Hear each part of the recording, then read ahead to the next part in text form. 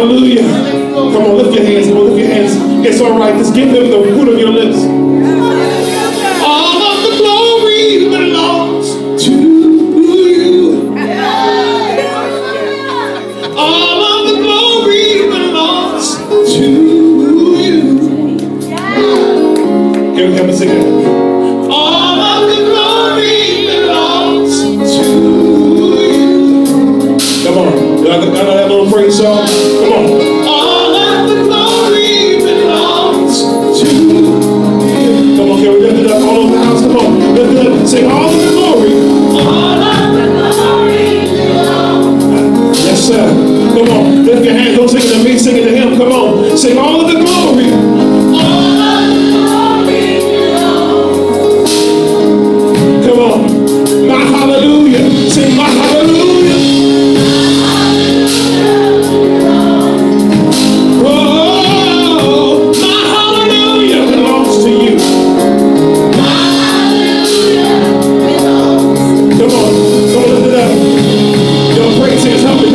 Sing my hallelujah.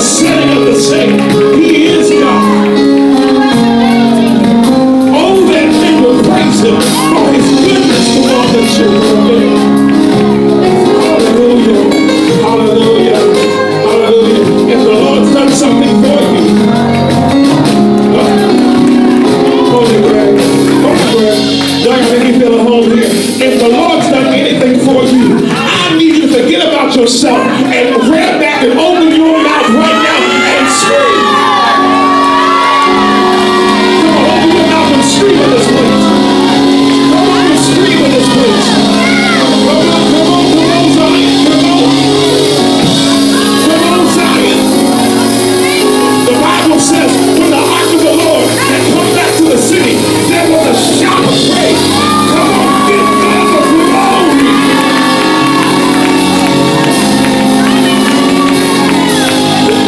You don't know my story. You don't know what I had to go through. You don't know, but because I'm here, I got a right to give God glory. I got a right to lift him up. I got a right to praise him. I hear David say, I will bless the Lord at all times. And his praise shall. Touch somebody's neighbor, his praise shall. His praise shall. In spite of what I'm going through, his praise shall. In spite of what I'm enduring, his praise shall. Continually be in my mouth. There's an overflow of praise. There's an overflow of adoration. When I think of the goodness of Jesus, and I don't need everything he's done for me, I just need a revelation of one thing. Can anybody think of one thing the Lord did just this week alone? You ought to testify. They say, neighbor, if he never does another thing for me, he's already done enough. Maybe you ain't been through nothing. But for those of us who come through hell, I need you to testify. If he never does another thing, he's already done enough.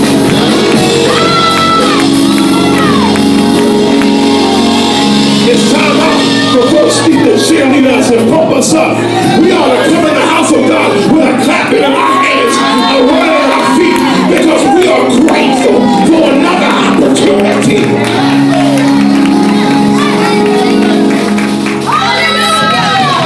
I feel God in here. I feel God in here.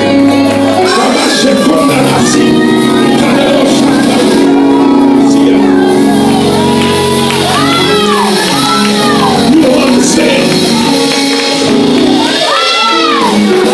12 months out of the year, he kept us and preserved us, and we act like that God owes us something if he never does another thing. He already deserves my praise.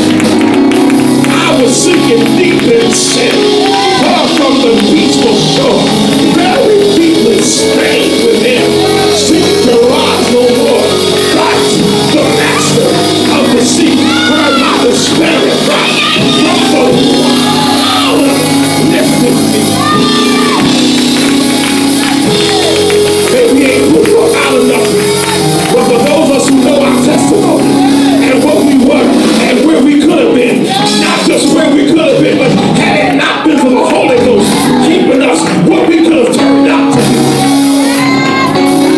You ought to thank God, because God knows not only did God keep you from what happened, he kept you from your potential and what you could have been. I got to preach. Y'all can have me seated. But I need you one more time to open your mouth and scream.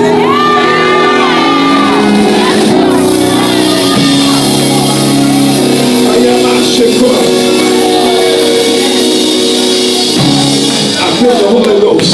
There is coming a season where we will lead the people of God to walk in and from the expectation of what God has done already. They're going to have a praise that can't be silent.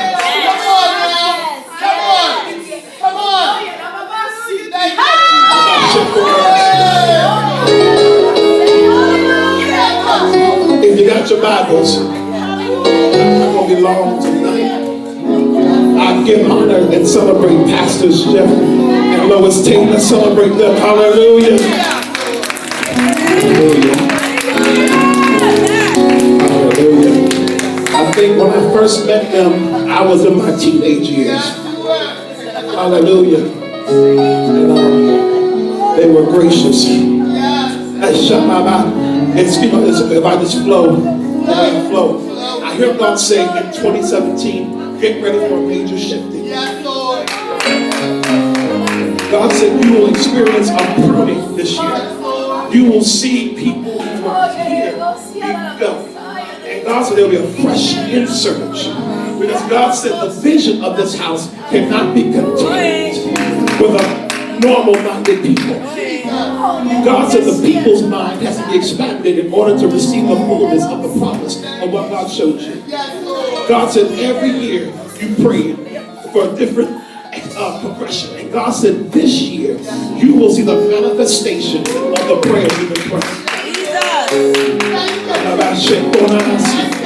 I hear God say new worship will bring out this house. God said there will come a time when you won't even come and sing a song. The power of God will be so heavy that you'll just come in and lay before Him because of the power of God manifesting in this place.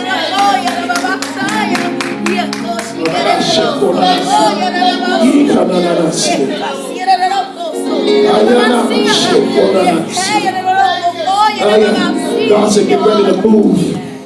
God said this place can't house you. God said there's too much you want to do. There's too much you want to see. God said you've been given specific instructions. The Bible says in Numbers, God gave the direct instructions for what the tabernacle should be. God said this is a temporary dwelling. God said very soon He will tell you to pick up and move with the wind. He said don't be afraid to move. God said it's going to stretch you out of your place of comfortability. But God said no, because I can trust you. God said get ready for the overflow.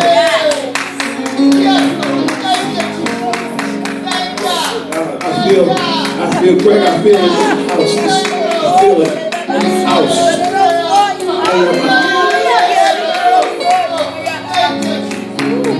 We're going to flow. Numbers chapter 13. Numbers chapter 13. And when you have it, if you can stand and read with me.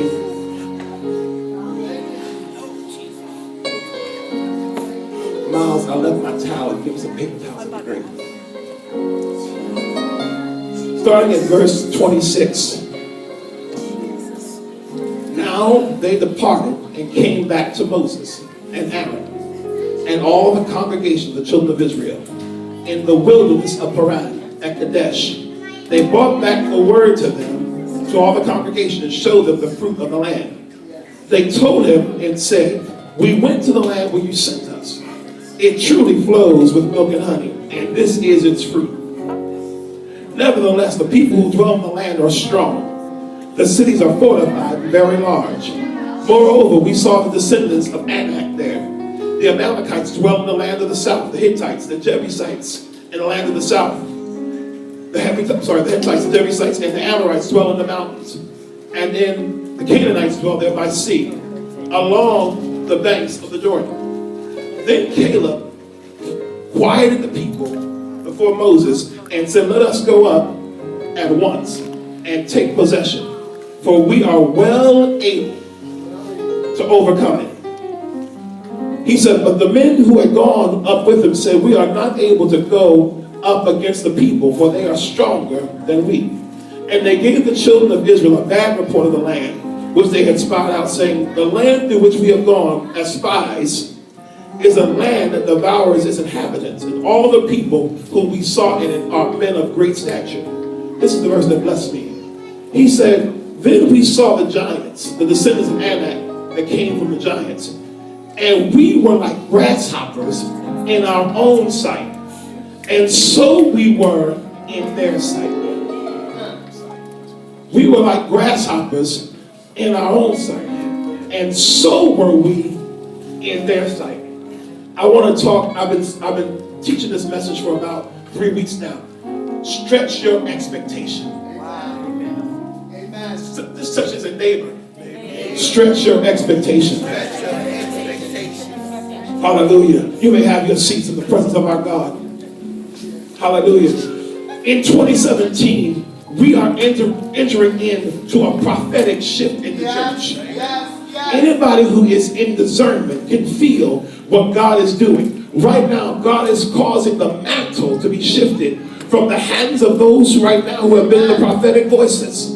and shifted to a new hand in this season. All right. Where you were last year, you cannot be comfortable with this year. Amen. Say so. See, we have a lot of comfortable Christians. Come on now. We do just enough to get by. We do just enough to occupy until he comes. Amen. And the truth be told, we are busy trying to get to heaven when that's not the assignment of the church right now. Come on, come on. Y'all not hearing me here. We are so busy trying to get out of here that we forgot the work that's been put before us here. Come on. The Bible says, thy kingdom come, thy will be done on earth as it is in heaven. What we are witnessing right now is God is saying, I am getting ready to restore the power and authority and dominion back to the church. Come on. Come on. That's good. That's good. That's good. God said, I gave the church a promise, Canaan. Canaan is symbolic of the promise of God. He said, you will go through a journey, but the end result is a land flowing of milk and honey.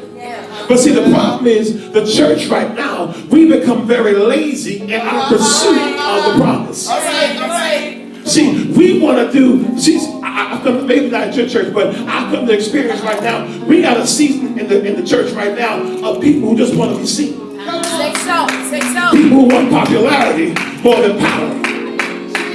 People who want to fit in. Let me help you here. If you are fitting in right now with the population or the general nucleus of the church, you are not about kingdom work. Come on. Come on. I got it, Greg. Give me a couple seconds. We right now in this season have got to realize the true church, basically the church, I've been saying this for God gave me this. God said the church right now looks like this. We're wide, right? But God said in this final pruning stage of the church will go from here to here. Why? Because we have to be focused on the assignment of bringing his kingdom, government, and dominion into manifestation. All right. Oh, you understand what I'm saying? We don't need another conference. We don't need another convocation. We don't need another prayer line.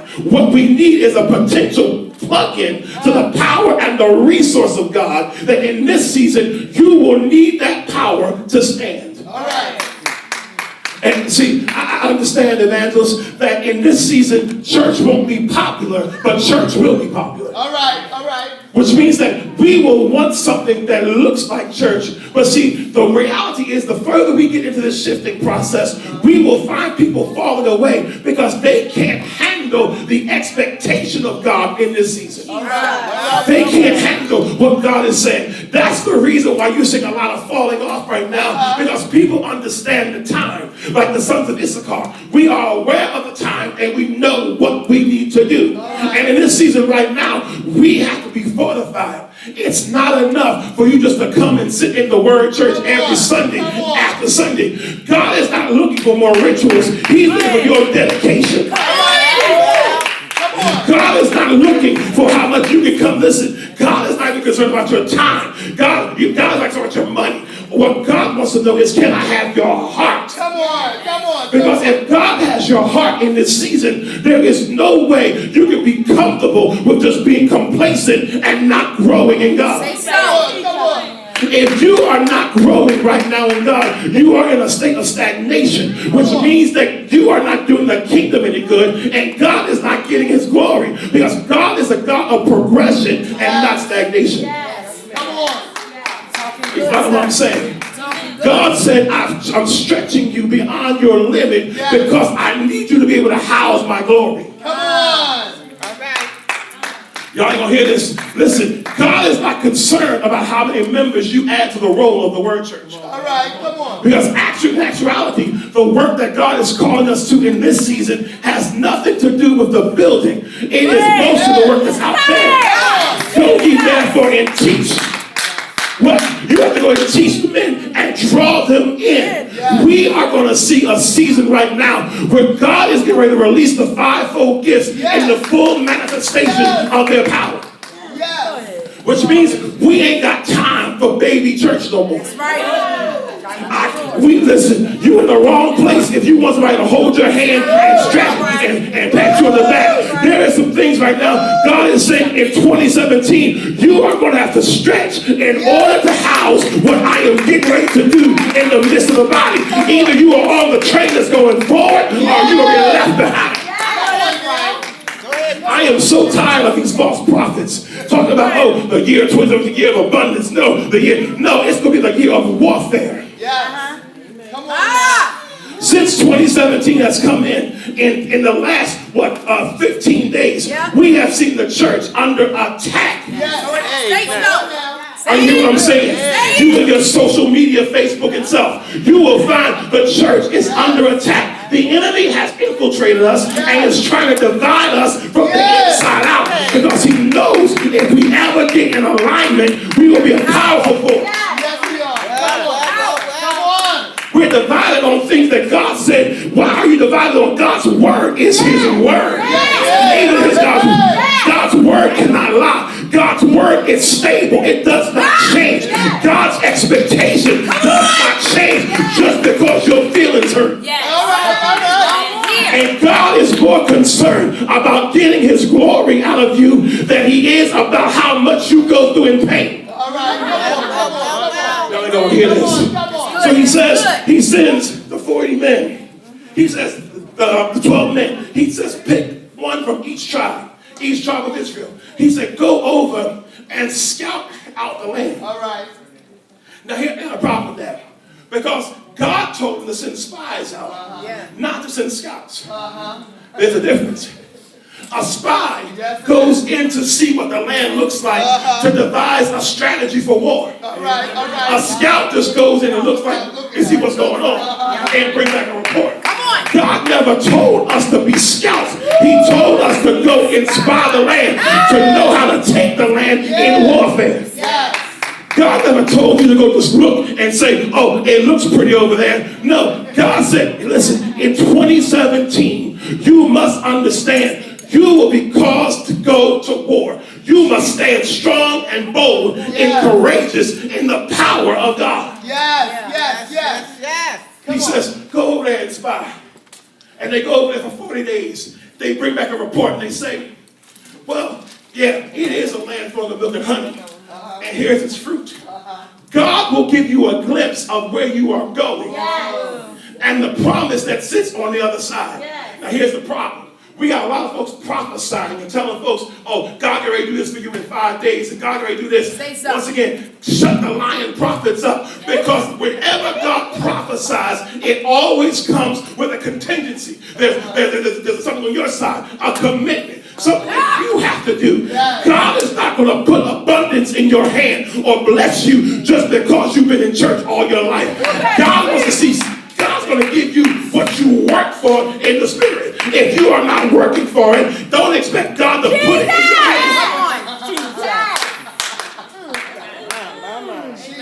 He says, go spot the land. Go see what it looks like. Some of you right now, you have seen the vision of what God has for you to do and the promise of God.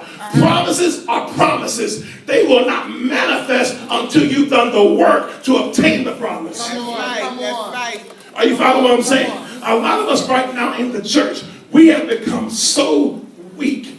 We walk in a spirit of fear. We walk in a spirit of doubt. And that's why the power of God cannot manifest in the church. Because how can you walk in fear and have the power of God at the same time? Jesus.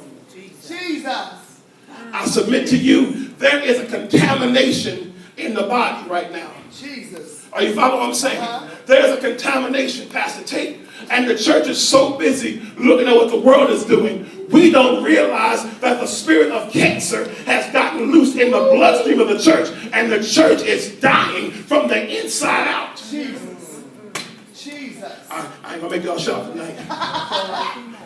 Come on. But I think we've done so much shouting and so much churching that we forgot how to be the church. We spent so much time on how to look like church, we lost the power of the church. Come on. We spent so much time trying to look at church antics that we have forgotten what it meant to have the foundation and the power of the church. Why is it that we don't see miracle signs and wonders happening in our midst? Come on. Because the church has lost balance. The reason why we don't see signs, those signs and wonders in our midst is because our consecration is off. Our consecration is off. We don't spend time in prayer like we used to. In this season, I submit to you, you have to pray harder than you ever prayed before. That's so true. And listen, you can't be a parasite on these two and suck them dry. You got to be able to stand for yourself in this season and be able to be fortified for yourself. Yes, Lord. Because we are entering into a season where the church is going to be tried and the very promise of God will be put on measure. Come on. Jesus. Are you following what I'm saying? He says, go and spy the land. Look at the land and come back with a bad report. He said, these over there, these men are mighty. They're strong. They're mightier than us. They're mightier than us. We are too busy trying to be copycat anointings. Come on, come on. See, we try to emulate other people. God said in this season, I need you to stretch and become unique. Yes. God said, I don't need another Juanita Bynum. I don't need another T.D. Jakes. I don't need another whoever else, Joyce Myers. All I need for you to be is you. And so the problem is, you spend too much time trying to make yourself like someone else when God said, I gave you a unique delivery. Yes. God is not looking for replications. God is looking for originators. Yes. I'm going to say that again. God is not looking for replicators. He's looking for originators, which means that when he made you, he said, you're unique. I need you to be unique. Amen. And sometimes to make you unique, he has to allow you to go through the grooming process. And the grooming process does not always look good. And let me help you here. Some of you are saying, well, God, I'm going through this storm. I'm going through this season. And I don't know what to do. And it's the devil. No, it's not the devil. I told our church this morning, every time you mention the devil's name, you give him more power. Why? Because he's not omnipotent. He feeds off of your fears and off your lack of confidence. The more unsure you are, the more unstable you are, the more powerful you make the devil. Jesus. So you're right. You can't face a giant in your own strength, but in the power of God, you have the ability to fight giants. Let me help you here. You don't fight a giant as a soldier. You fight a giant as a shepherd. I'm going to help you here. You don't fight a giant as a soldier. You fight him as a shepherd. Why? The men came against Goliath and they couldn't defeat him. Here comes this humble shepherd boy. But he stands up in the power of God, the heart of a worshiper. That's what will move the kingdom in this season. We're not looking for people who look like soldiers. We're looking for the heart of a soldier in the midst of a worshiper. Y'all follow what I'm saying here? He said, Caleb says, we are well able to go and possess the land. In this season, we talk about reigning. You can't reign unless you've suffered. Amen. You can't reign unless you've been through a process. Yes. And sometimes the kingdom you're going to reign over, you got to fight in a certain authority by taking it by war. Amen. Oh, y'all not going to hear this. Come on. David was anointed a king, but basically he had to spend a season in the cave in darkness while his kingdom was established on the external. All right. Are you following what I'm saying here? So what about reigning? Well, your kingdom has been prepared for you. Your kingdom is already prepared. What God is saying now is, I am processing you to be able to reign. The only way I can process you to reign is that I allow you to go through seasons of testing and grooming. Yes. So some of you right now are praying that God would stop, remove the test, take me out of this trial. God is saying, I can't remove the test or the trial, because if I do that, I will release you prematurely, and you won't be able to handle what I have for you in the next season. Come on. See, the problem is, evangelists, a lot of folks want microwave anointings, microwave blessings. They don't want to sit through nothing, endure nothing. Do you realize there was 11 years I sat under my Apostle Coleman, 11 years, and served at his feet, because I knew I had to be groomed for this season. You know what I'm saying? Can you handle it? If God says, I'm going to strip you of everything and make you sit still. Well, Oh, can you handle it? If God says, I'm remove all your finances, so now you learn how to trust me on another level. Come on. Been there. Come on. Can you trust God when God removes all your friends? Jesus. Oh, can you trust God when God says, yeah, what I have for you is on the other side, but in order to get there, you got to cross the mountain. Come on.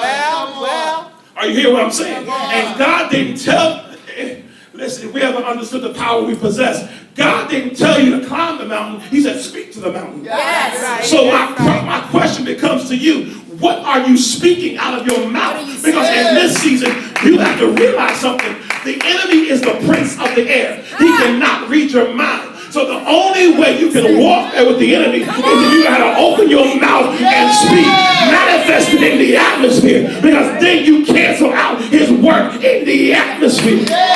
Somebody hold me up there, speak it, speak it, speak it, speak it. You become what you say out of your mouth. Out of what you say, you manifest it. That's right. So if you say, God, I can't do this, then out of your mouth, you've already defeated the purpose. The only thing that can stop the move of God in your life is your mouth.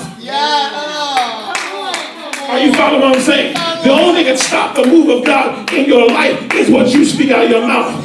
So it wasn't that God didn't want to bless you, but God had to hold up the blessing because your mouth got in the way. You spoke something that you weren't supposed to say, and God's hand was bound because of what you spoke out of your mouth. Out of the mouth is the ability to speak life or death. So what are you speaking right now? What are you saying right now? What are you uttering right now? Because in this season, you got to speak what you want to manifest. Yes, Lord. Yes, Lord. That's right. I'm going to say that again. You got to speak what you want to manifest. Yes, Lord. Yes, Lord. Oh, my God. Amen. Uh-oh. You can't reign unless you've been through a process. Yes. And sometimes the kingdom you're going to reign over, you got to fight in a certain authority by taking it by war. Amen.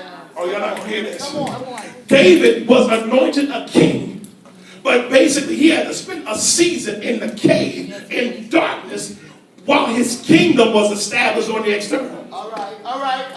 Are you following what I'm saying here? So what talk about reigning? Well, your kingdom has been prepared for you. Your kingdom is already prepared. What God is saying now is, I am processing you to be able to reign. The only way I can process you to reign is that I allow you to go through seasons of testing and pruning. Yes. So some of you right now are praying that God would stop, remove the test, take me out of this trial. God is saying, I can't remove the test or the trial, because if I do that, I will release you prematurely, and you won't be able to handle what I have for you in the next season. Come on. See, the problem is, evangelists, a lot of folks want microwave anointings, microwave blessings. They don't want to sit through nothing, endure nothing. Do you realize there was 11 years I sat under my Apostle Coleman, 11 years, and served at his feet, because I knew I had to be groomed for this season. Yeah. You know what I'm saying? Can you handle it? If God says, I'm going to strip you of everything and make you sit still. Can you handle it? If God says, I'm going to remove all your finances, so now you learn how to trust me on another level. Come on. Been there. Come on. Can you trust God when God removes all your friends? Jesus. Can you trust God when God says, yeah, what I have for you is on the other side, but in order to get there, you got to cross the mountain. Come on. Are you hearing what I'm saying? And God didn't tell, listen, if we ever understood the power we possess, God didn't tell you to climb the mountain. He said, speak to the mountain. Yes. So my question becomes to you, what are you speaking out of your mouth? Because in this season, you have to realize something. The enemy is the prince of the air. He cannot read your mind. So the only way you can walk there with the enemy is if you got to open your mouth and speak, manifest it in the atmosphere, because then you cancel out his work in the atmosphere. Somebody hold me up there, speak it, speak it, speak it, speak it. You become what you say out of your mouth. Out of what you say, you manifest it. That's right. So if you say, God, I can't do this, then out of your mouth, you've already defeated the purpose. The only thing that can stop the move of God in your life is your mouth. Are you following what I'm saying? The only thing that stop the move of God in your life is what you speak out of your mouth. So it wasn't that God didn't want to bless you, but God had to hold up the blessing because your mouth got in the way. You spoke something that you weren't supposed to say, and God's hand was bound because of what you spoke out of your mouth. Out of the mouth is the ability to speak life or death. So what are you speaking right now? What are you saying right now? What are you uttering right now? Because in this season, you got to speak what you want to manifest. Yes, Lord. Yes, Lord. That's right. I'm going to say that again. You got to speak what you want to manifest. Yes, Lord. Yes, Lord. Yes. Oh my God.